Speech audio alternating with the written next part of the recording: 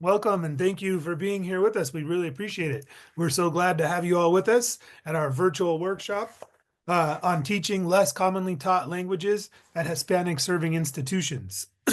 My name is 𝘏𝘠𝘬𝘬𝘓𝘂. I'm the Assistant Director at the Center for Latin American Studies, together with the Center for East Asian Studies, the Center for Middle East Studies, and the Center for Educational Resources and Culture, Languages, and Literacy. We are one of the 4 U.S. Department of Education Title VI centers based on the campus here at the University of Arizona. And we're very fortunate at the university to have 4 Title VI centers. And I feel extremely fortunate to have 3 great colleagues that helped organize this conference and did the bulk of the work, particularly Kate McKay from Circle, Alice Yu from CEAS, and Julie Ellison-Spate from the Center for Middle East Studies. And Julie's not with us this morning. She's busy at the homecoming event on campus. I'd like to give a special welcome to the 25 or so Chinese language teachers from the Chinese Language Teacher Association Arizona chapter, many of whom are joining us in person. So this is sort of a hybrid in-person virtual conference today, workshop today. So before we get started, I'd just like to give a land acknowledgement. We respectfully acknowledge that the University of Arizona is on the land and territories of indigenous peoples. Today, Arizona is home to 22 federally recognized tribes, with Tucson being home to the 𝘏𝘪𝘴𝘗𝘢𝘄𝑚 and Yaquis.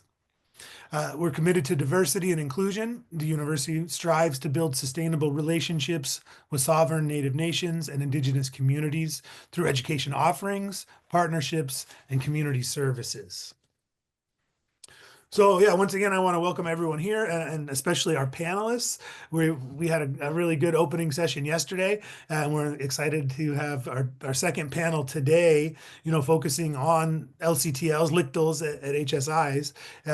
Yesterday, it was a general welcoming and talking about the missions of Hispanic serving institutions.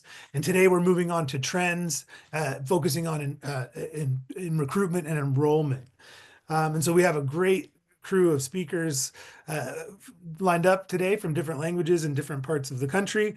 And our first panel, we're very excited to welcome my colleagues here from the University of Arizona, Dr. Katia da Costa Bezerra and Antonio Bacelar da Silva. And they're going to talk to us about establishing a Portuguese flagship program that was just announced here at the University of Arizona in the Sonoran Desert. So it's my pleasure to introduce them. And we'll get started with the first panel, or the first talk of the morning. So Dr. Bezerra is the associate head of the Department of Spanish and Portuguese at the University of Arizona and the director of the recently established Flagship. She's a native of Brazil, of Rio de Janeiro, and she has a PhD in Hispanic and Luso-Brazilian literature and linguistics. So we're really excited that Dr. Bezerra has joined us along with her collaborator and her colleague, Dr. Antonio José Bacelar da Silva, and his primary research involves language, race, and anti-racism. He has a PhD in linguistic and sociocultural anthropology from the University of Arizona.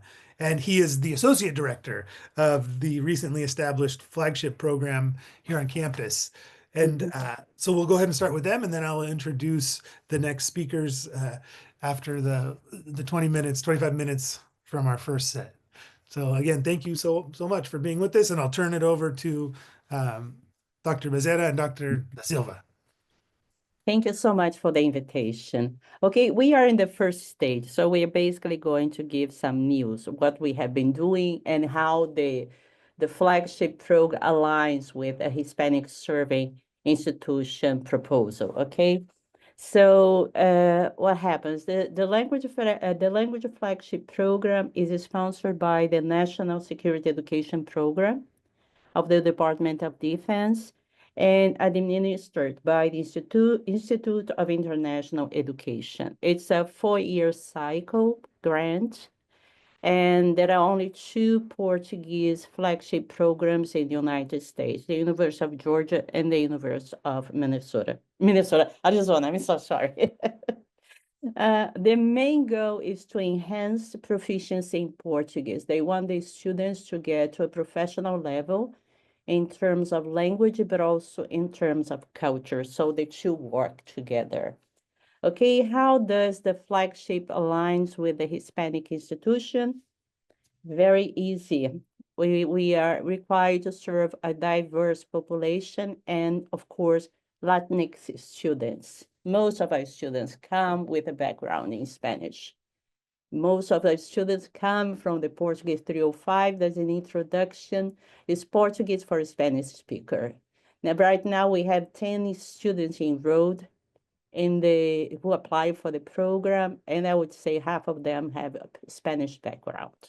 Okay, so besides, in addition to the emphasis on the population, student population, the linguistic ties between Spanish and Portuguese helps a lot to attract students to the program.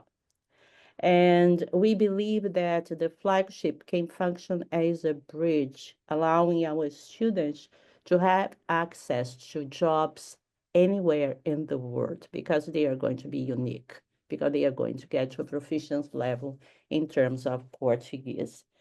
What else? So one of the goals of our goals in terms of the program is developing students' ability to work in a multilingual environment, which is crucial given the interconnected world we have nowadays.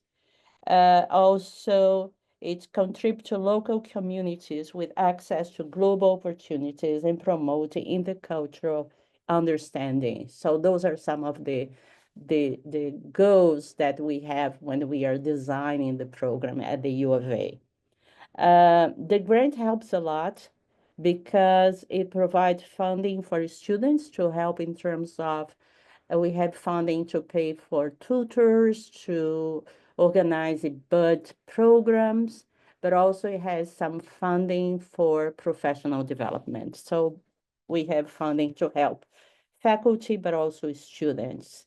And what makes the flagship unique is the cultural immersion.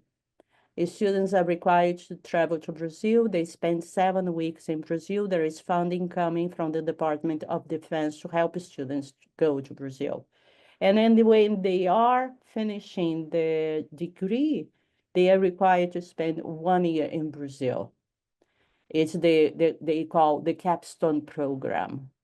And they go in February, and they have class in the Brazilian university until the beginning of July.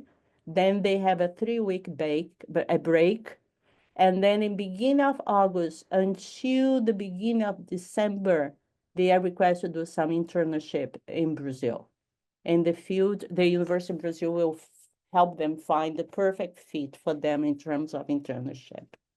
And for the internship, they are going to apply for the Flagship Boring Scholarship that can give them up to $25,000 to stay in Brazil. So that's basically where the funding is coming from. What else do I have to say? I think this is basically all we need to talk in terms of the basics in terms of the program. We are beginning. The announcement was in May, and Zé and I worked just like crazy during summer, trying to organize everything and talking to students, trying to bring them into the program. Next Monday, this Monday now, we are going to have the first on-board meeting when we invite students from all colleges to come to learn more about the program. And we are going to have flagship students who are currently in Brazil talking to our students. And that's a way that we realize that works very well in terms of recruiting students and retention when we have students talking to students. And that's why we have the idea of the buddy program, when we have someone in Portuguese that's more advanced partnering with someone that's beginning the program. So there is one can support the other. See how I can speak Portuguese very well right now. So just keep going because you're going to achieve the same level.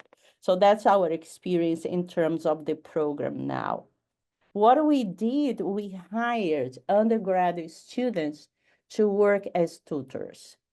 They are either Brazilian or they have a superior proficiency in Portuguese. And why graduate students, undergraduate students? Because it's a way of exposing them, giving them a different experience. And what we did, we are organizing the lesson plans. Every week we have a different topic. And what we have during the lesson plan, we have, for instance, if we're going to talk about food, so we have some vocabulary on fruit, vegetables, and then we have a reading on the same topic, then we have a listening on the same topic, and then we have some kind of exercise and role playing. Because we were informed by the IIE that the main issues for the flagship students when it comes to OPI is listening and reading. So we are trying to put a lot of emphasis on listening and reading to help our students to get the required proficiency. And it's interesting because we developed some assessment tools. Every 2 weeks, they instruct the tutor and the students, they have to come up with some kind of evaluation, and we have a final one. But we also meet with the tutors every 2 weeks just to help them, give them some suggestions in terms of strategies and everything else. And in the beginning of the spring semester, we are going to have a workshop organized by the department for our tutors. And in February, there is a Center for Learning Technology at the University of Hawaii. They are coming in February just to work with the tutors. They are bringing tutors from all the programs to work with them. So that's the way we have been trying to support our students and support the people who are working with us. And it's interesting because I was reading, because we have an application, an internal application, and we asked the students why they were interested in the program. And the tutoring program was the key element for them. The idea of having someone, a one-to-one time just to practice Portuguese is basically what is bringing them into the program. It's so interesting because I was thinking about they would put more emphasis in traveling to Brazil, living in Brazil. It's still there, but it's not only that. The opportunity to have this tutoring, because it's not a normal tutoring in which you're going to help the students to do the homework. It's something completely different because the idea is to help them develop their skills in listening, speaking, and reading. And 𝘏𝘦𝘢𝘐, he's our partner, is the director, and he's all the assessment person in the program. And I think he's going to say something about his role in the program. Hi, everyone. Okay, let's see. First, let me tell a little bit about myself. So I started with teaching Portuguese in the Spanish and Portuguese department back in 2003 as a TA, and I went through all my graduate college, right? Graduate school, 𝘏𝑗𝑢𝑣 as a TA in the department. So I have a very special relationship with the department, Spanish and Portuguese. And especially because the opportunity for the experience there in teaching Portuguese, especially Portuguese for Spanish speakers. The other thing that I wanna say is that when we in applying for the grant, I thought that our biggest challenge was actually the recruitment part, right? Mm-hmm. Because the students do have to do a lot more work, and I'm also not wonderfully surprised that they are that the tutoring was because I thought it was going to be the traveling too, right? Mm-hmm. Well, we succeeded. I was really scared about this recruitment thing because are students really up for that, putting more time into that, So I was kind of, and our goal was really to recruit if we would be very happy if we recruited 6 students this semester. We actually, and I have to thank Katia and her team there in the Spanish and Portuguese department for, well, we have 10, right, Katia? 10. I had to refuse 2 because they are senior, they won't have time to get the proficiency and time, because what happens that since the program is starting now, we can only have we are only going to be part of the capstone program in 2026. Right. So some Okay. of the students could not be accepted because they are graduating before 2026. Right.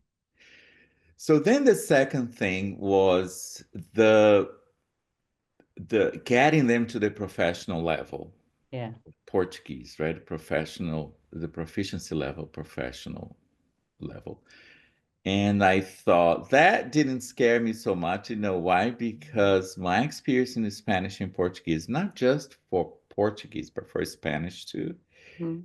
is that the job that this department is one of the biggest in the country, by the way, is to get students to advanced level. I have witnessed that, and especially because I'm the FLAS evaluator, because we students who get the FLAS, and they come to me every year and then at the end of every summer too, and I'm always like shocked by some students. For example, Spanish speakers start with 305.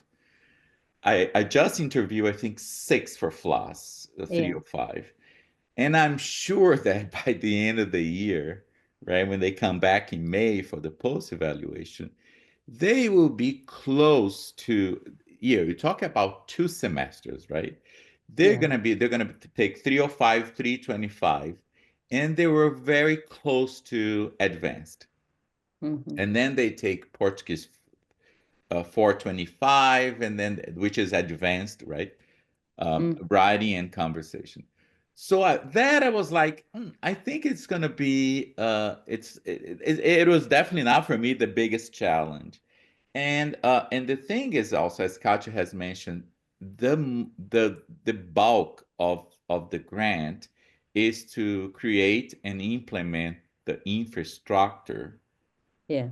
which is the body system, right? Then Mhm. with another student who has also can share learning strategies, etc., and motivation, right? To say, hey, you can do it.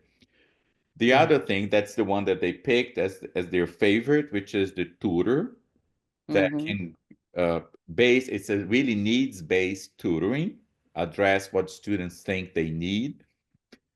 Um, and then the infrastructure of the longer study abroad, because normal study abroads have been, I think, 5 weeks. So, Yeah. and Yeah. it's going to be 7 weeks, Yeah. And they plus retire. the whole year Yeah. of immersion at college level in Brazil, right? For the whole year. Yeah. So, so it's really, I don't think it's going to be a big of a challenge to get these guys No. to be proficient at the profession proficiency level, right? And we are excited. So maybe just a little bit of my work this past summer. We needed to basically construct the assessment tools for them to assess their proficiencies twice a semester, mid-semester, end of the semester, and keep record of how they're doing there. And it's different from creating testing. You all know, I'm preaching to the choir. Different to create criterion based exams to see how they're doing with certain topics in the classroom. It's to create a tool that can measure everyone regardless of level, and then put them in those proficiency categories of. And I at the end, I follow what I developed. They have 3 levels: beginners, intermediate, and advanced, and then the variations within those. Mhm. In this, to prepare them, so basically designing the activities, the tasks, and second, designing the rubric, right, to assess them. Yeah. Um, what we want to do is also the practice of taking these exams too for them is very important. So they'll be constantly examined and tested in their proficiency, so that at the end, before they qualify to do the year in Brazil, they have to be in a solid advanced level, Yeah. which I think it's not going to be really, it's totally achievable. Think, and getting back to Katia and Professor Ana Carvalho in Spanish and Portuguese, thank for all the work they've done for so many years in terms of curriculum building and TA training and everything. So it was really like the bulk of the teaching of these students. It was already established in the department. Yeah. In a very reputable department. So what they'll have to do, I think it's going to be, now I'm kind of not cautious anymore because I was worried about recruitment, if students will be up for the challenge, but it seems that they are, right? And right, They're coming. and their interest in Portuguese, that has been also remained solid throughout the time that I've been at 𝘂𝘬, except for that period of the economic crisis in Brazil. I remember that the program had a huge enrollment before. The whole what's going on in Latin America in general, first it was the economic stuff, and then the far right takeover of Latin America in several countries. And a lot of our students, critical thinkers, were at the time kind of demotivated by that. Said, why want to go to Brazil if it's in the hands of a far right dictator, that kind of thing, right? So, but it was a period, but they all this to say that the genuine interest in our students at 𝘂𝘬 in Portuguese remains the same, and that puts me in a very comfortable position in terms of for us to sail this boat, right? Yeah. What else? Just to complement, because we're saying that we require from the students more than the normal student, and that's true. They have to meet with a tutor twice a week, 50 minutes each time. So that's what we are requiring for them. They have to take part in the virtual reading club. We have someone that is in charge of the reading club, so it's virtual because it's easier. They can be anywhere and just take part in it. We had the first one, we were kind of, just like 𝘏𝘠𝘢, in panic because we only had 2 students. The only thing is that we opened the virtual reading club for everybody. It can be members of the Brazilian community, former students, anybody's invited for the reading club. We had the second one last week, and then we had 10 people attending the reading club. So we believe that little by little it's going to grow in terms of number of students. And we also have a career series in which we invite people in the job who has a position anywhere to talk to them. We are going to have the first one now in November 14th, when we are going to invite different people, include someone that is going to talk to them about the boring scholarship, because it's time to them to get familiarized what's coming next year. And this person who is going to talk to them about the boring scholarship is a former Portuguese flagship student. So everything matches perfectly. Okay. And we also have different lectures going on in different periods of time in which the students are invited to attend, and all of them are in Portuguese. So we're trying to expose them to Portuguese from Rio de Janeiro, from the northeast of Brazil, the different accents, so they get used to it. So for next semester, what do we still have to do? We have to create a 1-unit capstone course that is required before they go to Brazil. And we want to do it in partnership with the university in Brazil. We want to create a kind of end of semester event in which the professors from the Brazilian institution are going to virtually be part of a panel that kind of discusses the students' work. So that's what, because when they go to Brazil, they basically know the professors they are going to meet there, and they know some of the people who are going to be there. So it's not going to be so scary for them.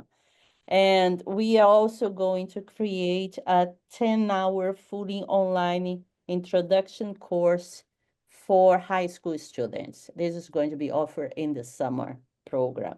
And we are also planning to do something in terms of the local teachers. So we are trying to reach out to the community and trying to make Portuguese as visible as possible. Because as 𝘏𝘪𝘢𝘓𝘓 was saying, when they decide to take Portuguese, is because they are really interested in the language, not only the requirement. We are very lucky. We have a very special group of students. I think we are done with our time. And I think we may have 1 minute if 𝘏𝘪𝘢𝘓𝘓 wants to say anything else. No, I think just to, to thank everyone for this Yeah, opportunity to yeah, share and also to spread the word, right, about yeah. The our flagship. flagship. Uh-huh. Well, thank you, Dr. Da Silva and Dr. Bezerra, so much for being with us and sharing your experiences about setting up this really exciting new flagship program at the University of Arizona. Just one point, Colin, that Yeah, wouldn't be possible without the support from the Center for Latin American Studies and from the support of the Arabic flagship program. Sonia and the people from the Center for Latin American Studies, they were walking with us every step, and we're extremely grateful. yeah, no, thank you for mentioning that. And we couldn't do it without, the FLOSS program, the Foreign Language Area Studies program, through the Latin American studies wouldn't exist without, Spanish and Portuguese and the great collaborations. And I mentioned earlier how lucky we are to collaborate with, the Middle East Studies Center and East Asian Studies Center and Circle.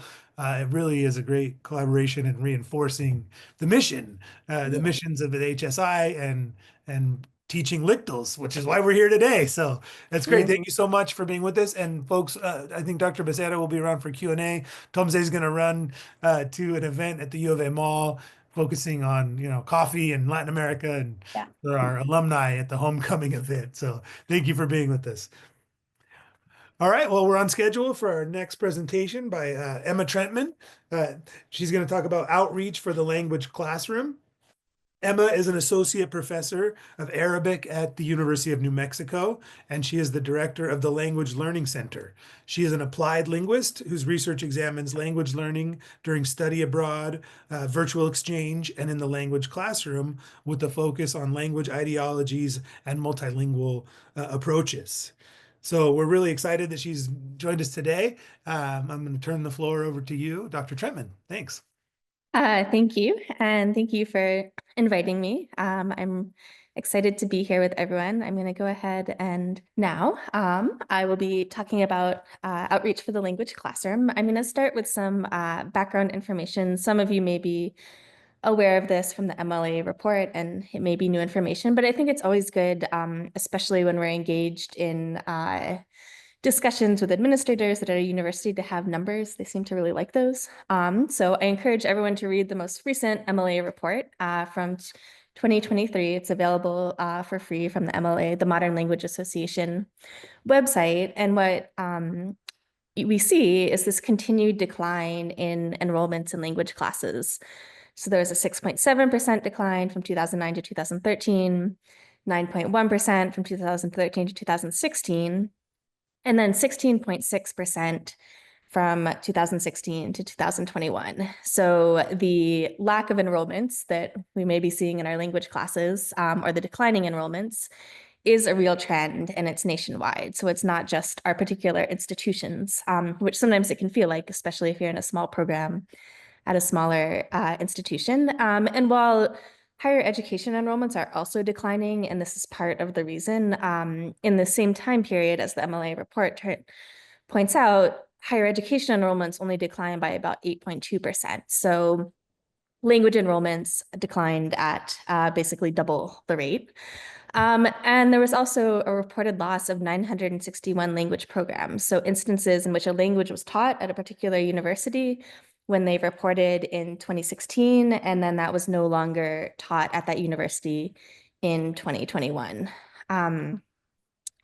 Overall, we see that only 6.5% of college students are enrolled in languages at all. And this is, again, a declining trend. This is from the MLA, and you can see that from the 1960s, and then really there's a steep decline in the early 80s, and then it went up a little bit, and then it's been declining overall since 2009.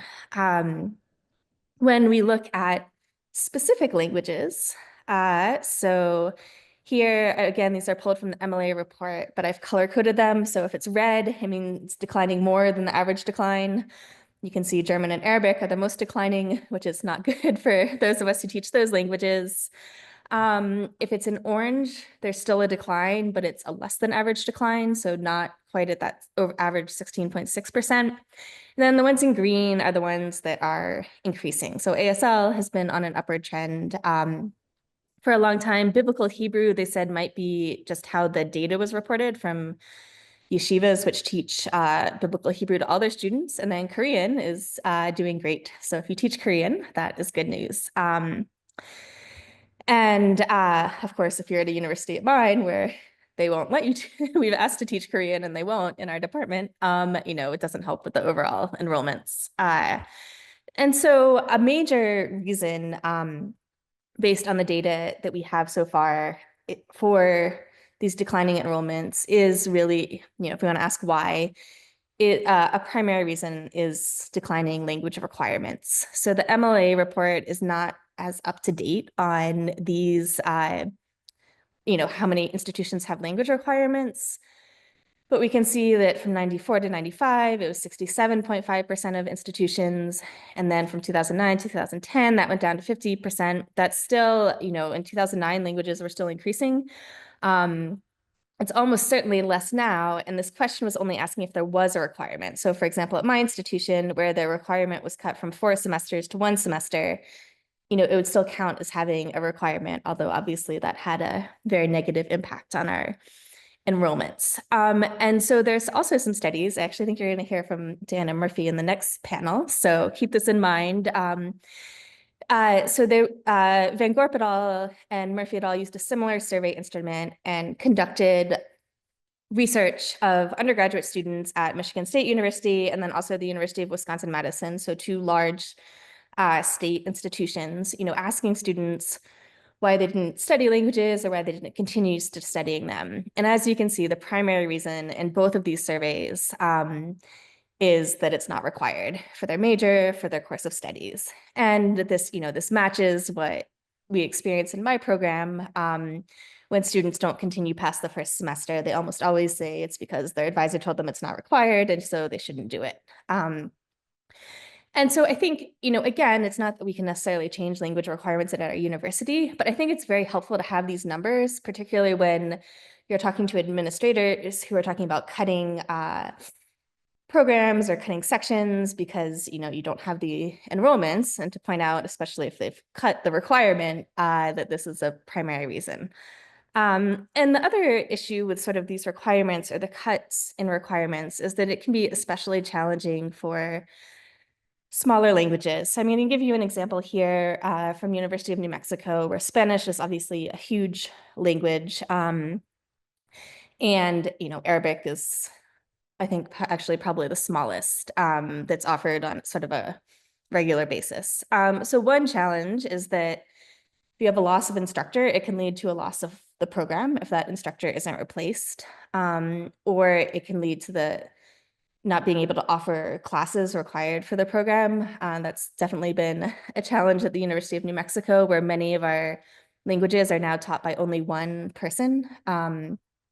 And that person is expected to do the entire language program and supervise part-time instructors or TAs or whoever they can find to teach the language classes.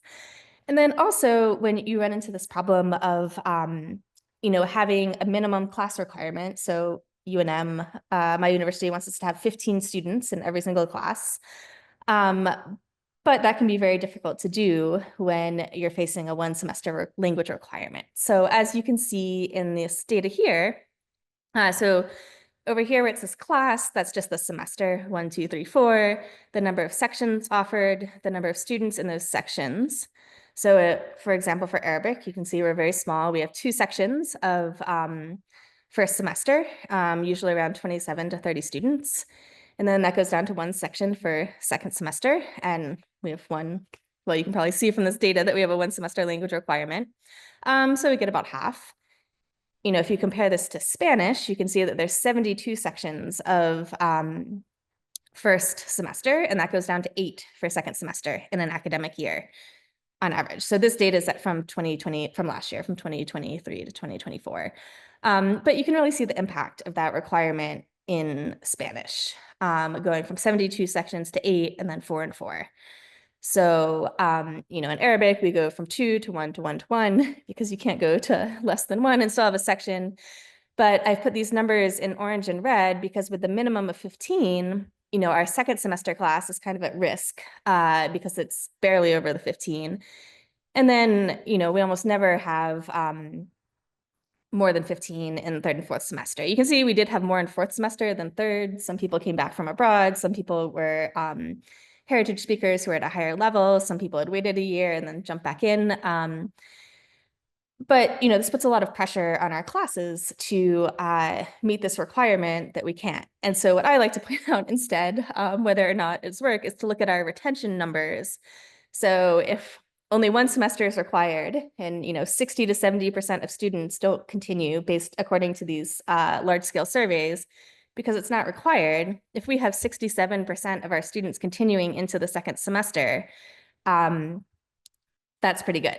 And so, you know, even this 39% second to third is pretty good. And similarly, you know, you can see it's much lower for Spanish from first to second, but, you know, once you get above that, the students are continuing. And so I think it's important to emphasize that in spite of this lack of requirement, we're doing a good job retaining students and, you know, trying to encourage administrators to value that. Another thing I want to point out from the MLA report, and this relates specifically to the Title VI funding that, you know, is responsible for the great Portuguese flagship program that we just heard about, and others, is that you can see that Title VI funding has also been declining since 2009 over time. And, you know, it's hard to have these wonderful programs without this type of funding. Or we've seen, you know, the amount of benefit that students can gain when they have extra funding for those tutors, for the study abroad. And so recognizing that, again, you know, we can't say that this is why the enrollments are declining, but I think we want to recognize that this has a contribution. Scheduling is another major issue. If you've ever talked to students who don't continue in your classes, I'm sure you know this. But language classes often meet daily. For lictals, we usually only have 1 or 2 sections that are offered. And so this runs into scheduling conflicts with other classes. And so again, we can see in these large scale surveys that, you know, around half of the students are saying that the reason that they don't continue is due to some sort of scheduling conflict. One thing I do want to emphasize is that sometimes when we're told, you know, we should look for ways to increase our enrollments, we're told to make our language classes, you know, fun and engaging and like look at our pedagogical strategies. But the reality is that students mostly do enjoy language classes. So that's not really the issue in terms of declining enrollments. So when, again, in these large scale surveys, 70–90% said that they enjoyed language classes. And very few students report not continuing due to not enjoying languages, as you can see. So 15%, 25%, but much fewer than reported not continuing for requirements or scheduling. And then even fewer reported that they didn't think languages were useful. So sometimes we try to emphasize how our language classes are useful. They can be important for careers, but students already know that. So they're not continuing because they're not useful. And from another study where they actually interviewed students who didn't continue and sort of asked them why, you know, they said that the students overwhelmingly parroted back our common talking points for recruitment. but it's not encouraging them to take language courses. And this is at another large state university. So and again, all of these studies can be kind of frustrating to think about because it's things we don't have control over. But I think it's really important to have this data and to use this type of data when we're talking to our deans or provosts about language enrollments.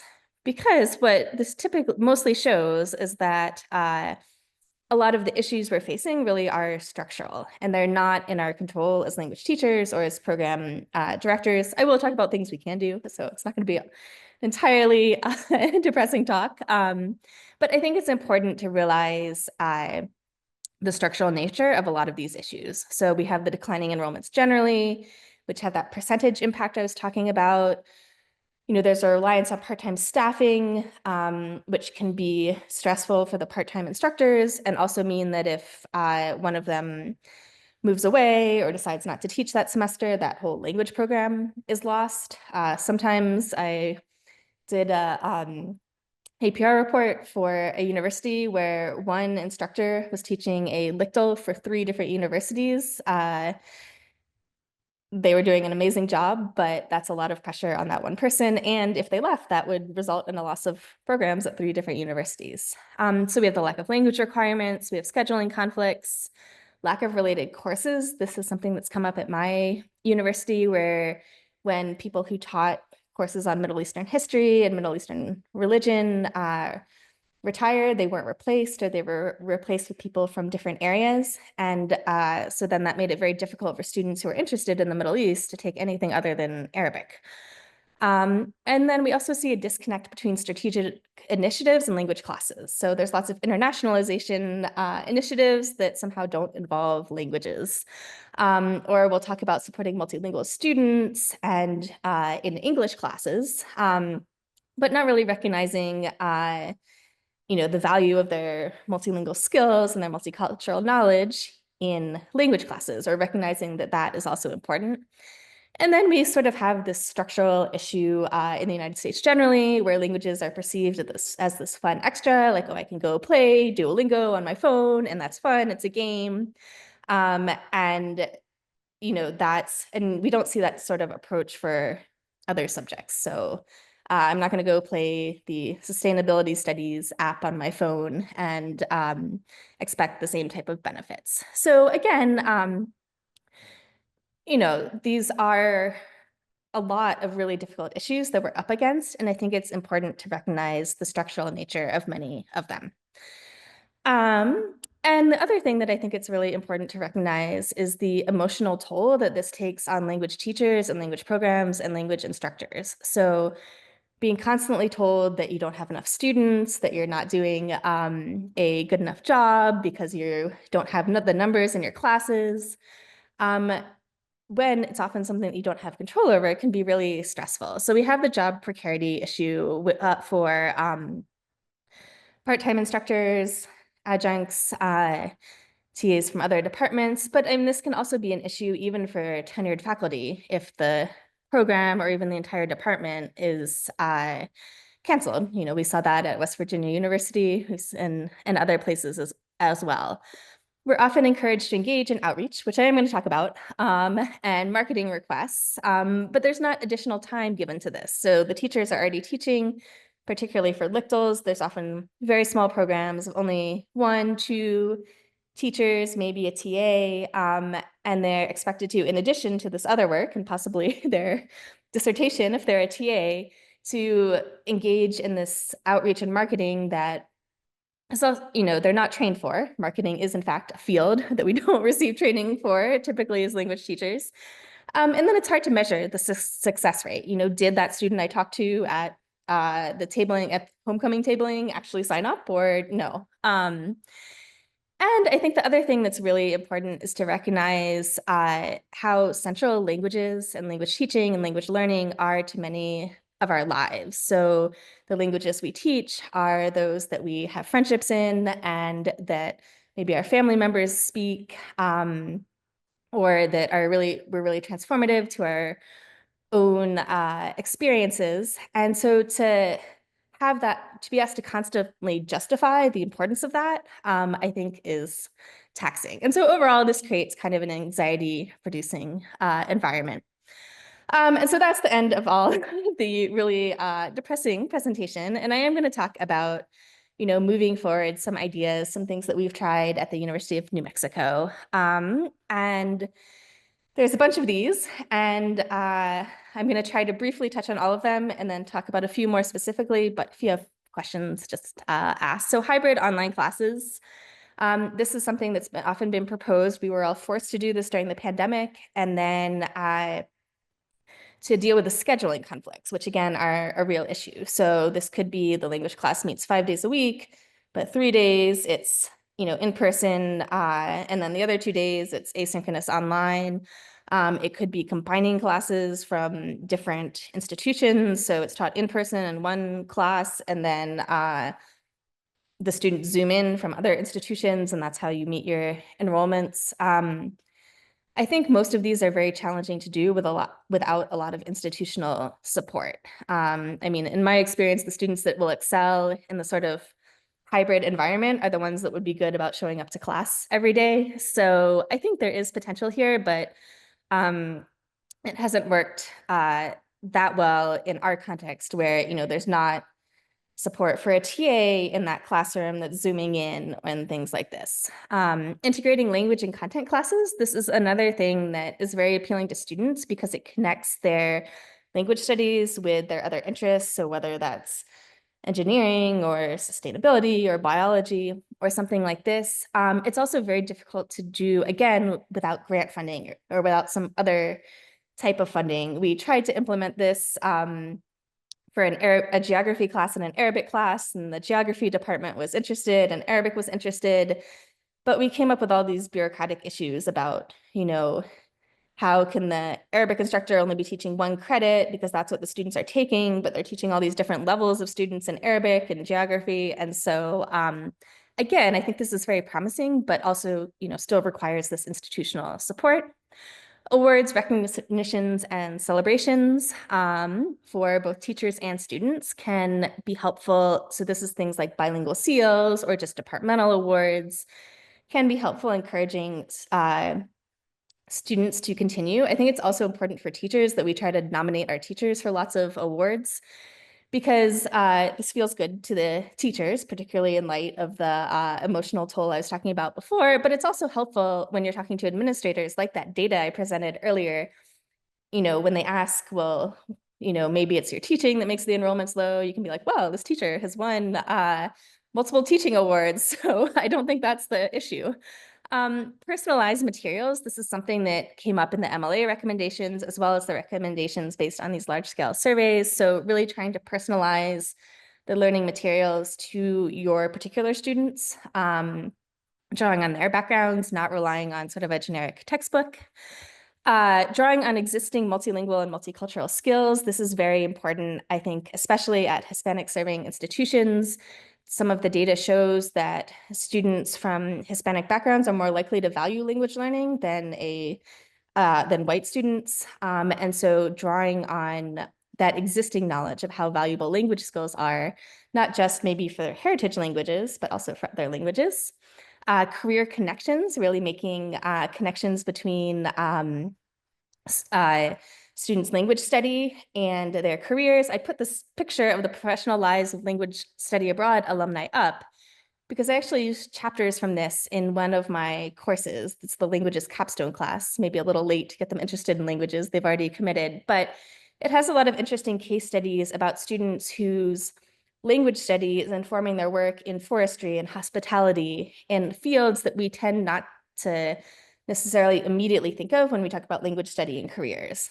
And so that can be very helpful. Community relationships, making it clear that whatever language we're teaching, there are speakers of this language in our community that students can get to know and learn from. And again, this applies, for Hispanic serving institutions. We often think of a Latinx community or Spanish speaking, but we have immigrant communities from most of the lictals we teach in our environments, and then combined language outreach efforts. And so this is what I'm going to talk about in my few remaining minutes, because this is something we've really focused on at our Language Learning Center, is advocating for languages as a whole instead of expecting each individual program to engage in their own outreach efforts, which they do, but coming sort of with a concentrated force in some ways can be helpful. So I'm going to talk about our efforts at the Language Learning Center, starting with tabling. So when I became director of the Language Learning Center, it was kind of going through a rebuilding. And so we had new staff members. And so this is a picture of our education specialist, 𝘏𝘪𝘴𝘱𝘢𝘯𝘪𝘤, and her dog, Chico, who is also great for tabling and attracting students. So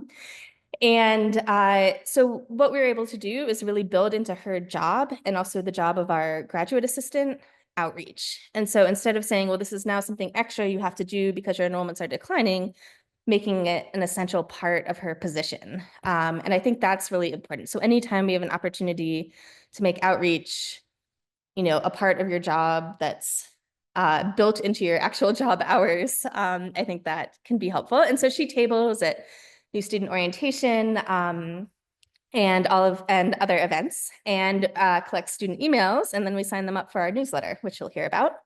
We've also developed social media. This is mostly run by our graduate assistant, but we essentially try to publicize language events at the LLC and also all across campus on Facebook and Instagram. You can follow us at UNM LLC. All right, I think I have just a few minutes left, so I'm going to go talk quickly about our newsletter, which you can sign up for and see. But every month we send out a newsletter that has information about what's happening in the LLC, events around campus. We highlight resources, especially funding for language learning and other opportunities, and then recommendations for language learning. And we're now up to, I think, almost 1,000 subscribers based on all of our tabling events and TAs. And so this really helps just kind of constantly remind people that language learning is at UNM, and it's something, there's lots of opportunities through it. Speaker series. Last year, we were fortunate enough to get a grant from one of our centers on campus to bring in outside speakers. And again, thinking back to the career connection. So I picked this poster because it's one of our career-focused events. And and anytime we have a career-focused event, we have a higher attendance. But what was great is that both this speaker, Natalie Spencer, who graduated from the UNM French program, and other speakers we've had, were really able to talk about how their language learning helped them in a wide variety of career applications. So it's not that she, goes into her job and speaks French, but she's able to use the skills that she develops learning French to work in the Bureau of Education and Cultural Affairs. And then finally, we have all these Language of the Month events. And so that is pretty standard, but it helps bring people in and kind of generate interest. So I think I'm out of time, but thank you very much. And I hope I've given you some ideas, and I'm happy to talk more in the discussion or afterwards. Well, thank you so much, Dr. Trentman. That was so informative and thought-provoking. It's got me definitely thinking about a lot of the structural issues that you mentioned and how they're, true at the University of Arizona as well. So thank you. We really appreciate that. Okay, well, we're moving along to our next presenter, Matt Coss. He's going to be talking to us today about opening doors or blocking paths, buying in or buying out, reflections on recruitment and retention in the PK through 16 language programs. Matt is a doctoral candidate in second language studies at Michigan State University, and he's also worked as a teacher of both Spanish and Mandarin as additional languages since 2011 and a language teacher educator since 2016. His research focuses on why people do and don't learn languages other than English, and how to optimize language learning and assessment. So we're really excited that Matt's joined us here today to talk to us, about opening the doors or blocking paths. So I'm going to hand it over to Matt, and thanks again. Thank you. It's very nice and also a little bit of pressure to be talking after such fantastic people, some of whom I know very well. And I promise 𝘠𝘓 and I did not prepare our presentations together, but as you'll see, there's some parallel thinking, unsurprisingly, maybe going on here. So I'm gonna jump right into some questions. I don't purport to have all of the answers. And I think we're in, like 𝘧𝘀𝘢 said, we're in an unpredictable time. We're in an interesting and dynamic time as language educators, as humans, as flagship programs are disappearing. One is appearing in the desert in Arizona. We're really thinking a lot about what does AI mean for who we are? What does our work look like in these declining enrollments and funding challenges? But they're also exciting moments, and moments, I think, of dynamic change that offer us the opportunity not only to keep doing things, but to think about what we have been doing and whether it's working and what we might do differently as we continue to wrestle with these opportunities and challenges. So the way I've sort of arranged this presentation is to think a little bit about what we collectively and individually in our respective contexts are doing and whether or not that's working and how we know, to propose a few things that we might think about, to particularly propose some ways that we might gather some better information, and then maybe some things that if we haven't tried them yet, we might try. So not a lot of answers, but lots of questions that have been on my mind. You can see me there thinking, as I often am, about this thing that is so near and dear to my heart and my work. We all work really hard. Educators probably work harder than we should and harder than anybody else. Language programs in particular, like Emma was talking about, we're doing things that we were not trained to do, and on top of our regular jobs, and all of that is sort of taxing in a variety of ways. So what I'm hoping to share with all of us is not so much that we do more. It is perhaps that we do less or we do differently, as opposed to we attack this problem, this challenge with yet more work on our plates. Because I'm not actually sure that addition is the solution to our problem so much as subtraction or some kind of transition might be. So some things that have been on my mind. The first question in the title of my talk is, are we opening doors or are we blocking paths? So some things I think I'd like us to think about, just broad questions in our language programs. One is, who comes? Who are those 6.5% of students that are in language classes? Who doesn't come? Well, clearly it's the majority, at least in higher education. Who stays and why do they stay, or why do they not? Something that I think often about, and I challenge colleagues to think often about, is, what do the demographics, for example, as sort of a simple litmus test, look like in your language program versus what do they look like in your school? If you're a Hispanic serving institution, for example, like we're talking about in this entire event, does your program, your language program, reflect the fact that your school is a Hispanic serving institution? In other words, are there Hispanic identifying students in your program in the same proportion that there are in your school? If you're a high school teacher, I'm not really interested in what your Chinese 1, your Arabic 1, your Portuguese 1 class looks like. I'm interested in what your highest level class looks like.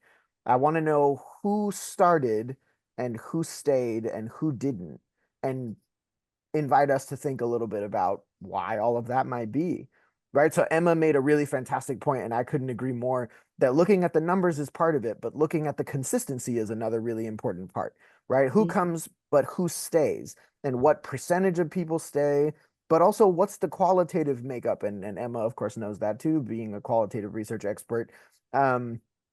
The thing is, there's probably a lot of reasons. Emma pointed out that lots of them are structural. Some of them are outside of our control. Like the Portuguese team was talking about turning away some people from enrollment because they're going to graduate. That's not a bad thing. That's outside of our control. So that's perhaps something we don't need to worry about. But we need to think about all of these different reasons. Something else that I think about quite a lot in my work is not just who comes and stays, but when and where they leave from. So is it, like Emma was showing some data from Arabic and Spanish, that people leave after one course? And that might be a structural thing. Is it that they're leaving after the requirement is fulfilled, if that's more than one course? Is it that they're leaving after a credential? Is it that they come and take a placement test and then we never see them ever again? The answer, it might be yes, all of the above, but it might be different at each exit point. And I think that's something that's worth us thinking about. Something else I think that 𝘧𝘀𝘢 just really got at the heart of is this idea of, who are we talking to? Who are the decision makers? Who has the power? Emma talked about administrators. The Portuguese team also showed the clear need for alignment between administrators and teamwork and funding. but parents also have a lot of decision-making power. And students' language learning views don't start when they get to college. If we work in the university context, in a Hispanic serving institution, for example, Emma talked about many of these students being lifelong multilinguals. Their perceptions of multilingualism and themselves as multilinguals have been shaped by their entire life experience. Their parents probably studied a language in high school and maybe didn't have a great experience with it, and so maybe have communicated some views about language learning to the students long before they walked into our hallowed halls and took our placement test, and then maybe left. So are we taking the long view? Are we thinking like a articulated preschool to higher education and beyond to 𝘠𝘪𝘡𝘠's point of lifelong learning? Or are we thinking about our context because it's the one that we know the best and the one that we're the most immediately concerned about? Questions, not answers, right? But to think a little bit more about this question of who comes, who stays, and who leaves, something I find myself wondering a lot is, are we actually asking this question, or are we assuming that we know the answers? Are we actually talking to the people who are coming and staying and leaving? Or are we just watching them stay and telling ourselves stories about why they've come or not? Do we actually know why the almost 93% of people don't study languages? We have assumptions and ideas, but do we actually know? I'm not sure we do. So why do people continue or not? Here's some interesting data from a different language, not from the two languages that I teach, but from some ongoing work we've been doing in the French program at Michigan State University with some fantastic colleagues whose names are there on the slide. These are student voices. I plan to continue studying French so that I can become fluent in another language and build my knowledge of French to help me learn other languages. Lifelong multilingualism, cool. These are people who want to stay, by the way, in French. I have a requirement, to Emma's point. I need to be bilingual to work in the government, to be a diplomat. I also want to understand a different language. Two different goals, to 𝘠𝘠's point from a moment ago. I have a requirement, 1 year left of French, right? Sort of looking at this end of the road kind of view. This person says, I want to be able to learn about a different culture and communicate in a language other than my native language. This is something I will have for my whole life. So looking very sort of off into the distant future. And this person is saying, I'm seeing myself progress and wish to continue developing these different language areas, right? So sort of looking backwards and also looking forward, having that positive self-concept. And I'll skip these for the sake of time. But then we've got some students, of course, that are like, I don't know if I will continue. So we ask them why. To Emma's point, structural concern. This class is 4 credits. I have other classes to take. I want to advance my knowledge, but I don't know if I'll have time. I like the language, but what about my grade? That's a real concern of students. To 𝘠𝘠's point, what are their desires? To make good grades, to go to graduate school, to get a job, whatever. I changed majors, so now I don't have to. I'm free from this language requirement. I like it, but I'm not sure if I'll continue because I don't have to anymore. Interesting to think about. And this is just a very small subset of our data. And here are people that say, nope, I'm out of here. I have no need for this. It's a heavy workload. Interesting. I don't have the room to take classes not related to my major, but I'll continue learning on my own. So leaving class, but not leaving language. Again, there's nuance here, right? I don't need any more requirements. I can leave despite my enjoyment. Again, to Emma's point, it's not that they don't enjoy it. This one really got me. It's not all related to what I plan to do with my life. When we read this piece of data, I said out loud, what is it you plan to do with your life? Be a human? Because being a human is a multilingual experience for most people. This person's talking about their home country, and it makes me wonder, well, are there no French speakers in your home country? Sort of, et cetera, right? So thinking about who comes and stays and why, and we've got some really nice research starting to come out about this that's talking about transition points. So for example, people coming from high school into college, like this beautiful and kind of depressing title by colleagues, including from the University of Arizona, talking about starting college but quitting foreign language. Ouch. A team that I was involved with did some work looking at placement testing, again, seeing kind of this transition point being a critical point for determining whether students are going to come and stay or not, because though foreign languages are not always required for a long duration at the university level, placement testing usually is. if you have any background in foreign language at all. So in that paper with colleagues, we sort of outlined this workflow, and you don't need to get lost in the details. This was sort of our collective understanding of kind of all of the different possible pathways that students might experience placement, with standardized tests, without standardized tests, desire to continue, lack of desire to continue. But what you can see is all of the gray boxes, that there's multiple ways out of the language program. There's multiple ways that they could place out instead of placing in. And so we really are thinking about sort of, what do these allegedly entry points look like if they're actually having students exit the program, and who's coming, who's entering, who's exiting, and are we asking those questions at that moment while we have kind of this captive audience? Not sure. Something I think about more and more is, again, this idea of, are we asking questions, or are we just assuming? Are we asking them simple questions to the point of like, are you going to continue taking this language? Tell me why. Just with these two questions, we got more data than we have been able to process so far this semester, just for one language program in our context. And we're thinking about, we're asking students kind of 3 times in the semester also. Week 3, after they're sort of locked in for the semester, somewhere there in the middle before they've picked their classes, right, where there's still time to change their mind. And then week 15, sort of, did you ultimately choose to enroll or not? And then we can follow up and see if you actually are but in seat next semester as well. But if we're not even collecting this information, how are we supposed to do anything about it? So another question I'm thinking about a lot these days, right, is, are students buying in, or are they buying out? And what do I mean by that? I'm thinking a lot, again, sort of, I'm seeing lots of overlap with what 𝘠𝘠𝘠𝘠 was just talking about here, which is, what messages are we sending students about why they should learn a language? And do these messages align with their goals or other people's goals for them? I think about students, particularly at Hispanic serving institutions, and what their families might want for them going to college, and whether that involves language learning or not, because perhaps there are not immediate monetary rewards for language learning, especially not Chinese 101. Our majors, is majoring in Arabic in alignment with students' goals for their life? It's an important question. And then we've got all of these cool tests and credentials that can motivate our students to stick with us, but they can also let them buy out of continuing to study language. So are we talking about these credentials with students, and how are we doing that?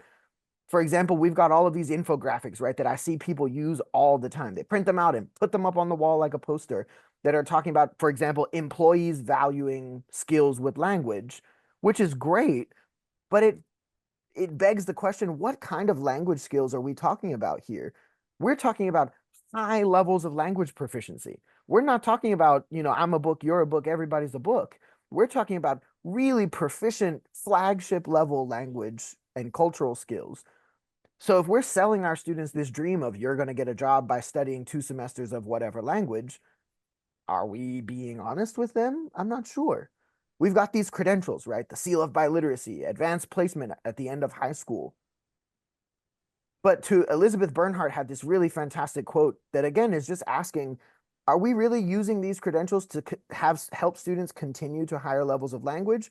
Or are they basically buying themselves more time to go do math, or more time to go do engineering, by buying out of our content area? Important questions, right? And they don't have easy answers. But what's interesting to me about all of these sort of ways we talk about language, again, I'm seeing lots of overlap with Shuhan's presentation from just a minute ago, is we're really talking about personal, individual people, material benefits, right? Monetary benefits, skills, jobs, educational advancement. But this fantastic framework, not to overload you with frameworks today, but that just came out this year in 2024 from Ursula Landers. It's a free 100-page book available online from Cambridge about language learning other than English, rethinking motivation and thinking about rationales for language learning other than English, with English dominating the world, that we shouldn't just think about money, and we shouldn't just think about individuals. We should be thinking about societies, and how societies benefit from multilingualism, and how there are also non-monetary benefits to the study of these languages. and the maintenance of these languages for people who had the benefit of growing up with them outside of the school context as well. I'm going to skip this for the sake of time. So things we might try. I'm not sure, because we hear students say so often, well, I studied French for a while, but I'm not fluent. And what that says to me is I'm not sure someone ever had conversations with these students about what realistic outcomes there are for them doing French for quote unquote 5 years, which is really actually a handful of hours in the school context. So are we talking about realistic outcomes, and are we making sure students are regularly paying attention to what these realistic outcomes are? Are they seeing their progress, and are their stakeholders, their parents, other administrators, seeing the progress that they're making towards what are supposed to be realistic outcomes? Here I share some data from a STAMP, which is a standardized measurement of proficiency in 4 skills from 3rd semester. So this is 3 semesters in. This is the end of our language requirement at a former university where I used to work. In other words, this is Chinese 3, right? Sort of the equivalent to level 3, level 4 at the high school level. And these were all true beginners. So we are now able to say to them with some degree of certainty, this is what we think are realistic outcomes for you. And if you think you're going to be professionally proficient in Chinese after the language requirement, you're wrong. And we can tell you how much more you need to get. So maybe how much longer you should consider staying if your goal is to go get a job, for example, which isn't the only valuable goal. Speaking of which, I stole this from a colleague in Canada many years ago, and it's been on my syllabus for many years. And we've been doing some experimental work with this in my context at Michigan State University right now, because in language classes, we learn so much more than language, or we should. Can AI replace us? No, because AI is all transaction and no transformation. But if our language classes are not transformative experiences, or they are, but students don't know it, then does it really matter? Then are they going to stay because they've been transformed if they don't actually know that they've been transformed? I'm not sure. What we're seeing, though, as we're collecting some evidence from these different skill areas at Michigan State, is evidence that when you ask students, they are seeing development consistently in all of these non-linguistic domains, at least in the French program, at least of the students that we've interviewed, regardless of whether they stay or not. So now what we're trying to see is, if we raise their awareness of all of this development more systematically, will that make people more likely to stay beyond when it's required? We don't know. We don't know if it's going to work, but we're trying. We also just might collect more or better information. For example, every single language at every single university that exists does placement testing, and very few of us systematically collect information at that entry-exit point of placement testing about whether or not students are going to stay. And I think that's a really huge missed opportunity. Now, we need to be careful, because we are in a power dynamic situation with students. If we are members of the faculty of a language program, it's a tricky thing to ask them to tell us honestly, why did you come? Why are you leaving? Why are you staying? Do you hate my class, right? So we might need to seek outside help. We might need researchers who are not in our program, like myself and one of my colleagues, Carlos Anaglia. We're not teachers in the French program. We don't work in the French program at MSU. So we're able to collect this data on behalf of the French program. It might look like training an undergraduate, a peer, to talk to students, or like the Portuguese program was talking about, having tutors that could perhaps serve also a data collection kind of role. But there's so much data on the table that I think we're leaving there and not understanding the individual level variation in why people come, stay, and leave. And I think before we keep working hard with all of these initiatives and all of these ideas, game night and this night and that night that we're not trained to do, that maybe let's just ask them first. So what do students think they're getting from language learning? Have we asked them? Have we asked follow-up questions, which we think is important, right? Intermediate level languages follow-up questions. So to Shuhan's point, are we doing active listening? What do we think they get? Do they know that? Do their people know that? How do we know? Do we have evidence of this stuff? If we're raising awareness, shaping and reshaping perceptions, documenting these benefits of language learning, are we actually sharing that with the people who are not already in love with it like we are? I'm not sure. So I think we have to stop making assumptions and maybe start asking more questions and not just work hard because we do that enough. So we'll get further together, and I'm really glad to be part of this symposium and hear these conversations that people are having, and hope that this is the beginning, not the end of our collaboration. So yeah, thanks so much. I gotta jump there to my end slide. Thanks. No, it's great. Thank you so much, Matt. That was a great presentation. And thanks again to all our panelists. Really great presentations. And I hope everyone has a great rest of the day, and to see you in about 25 minutes at the next panel. Thank you all. Thank you. Bye-bye. Thank you, everyone.